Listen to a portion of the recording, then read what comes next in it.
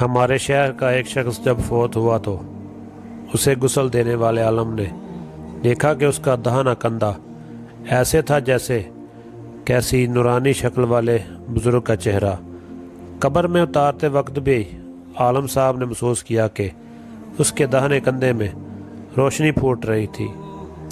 دفن کے بعد امام صاحب اس مردے کے گھر کے گئے اور گھر والوں کو ساری کیفیت بتا کر پوچھا تو ماں نے یہ واقعہ سنایا۔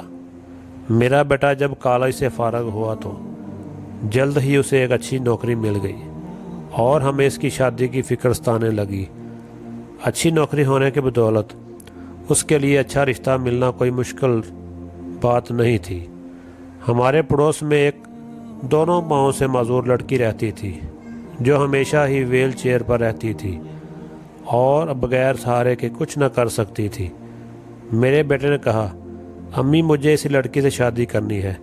میں نے اور بہنوں نے بہت سمجھایا لیکن وہ نہ مانا، کیونکہ اس کے بقول خوبصورت لڑکیوں کو رشتے ہر جگہ مل جاتے ہیں، لیکن اس معذور سے کوئی بھی شادی نہیں کرے گا۔ آخرکار ہمیں اپنے بیٹے کی بات ماننا پڑی اور اس کی شادی اس معذور لڑکی سے کر دی۔ وہ ہر روز اپنا ناشتہ خود بنا کر اور اپنی بیویوں کو کھلا کر آفس جاتا اور واپس آ کر بھی خود ہی سب کچھ کرتا۔ اپنی بیوی کو باتھ روم میں لے کر جانے کے لیے اپنے داہنے کندھے کا سہارا دیتا تھا اور اسی لیے اس کا داہنا کندھا چمک رہا تھا، کیونکہ اس نے اپنی زندگی کی آسائش اپنی معذور بیوی کے نام کر دی تھی۔ اللہ پاک ہمیں معذوروں کا احترام کرنے اور ان کی ضروریات کو سمجھنے کی توفیق عطا فرمائے، آمین۔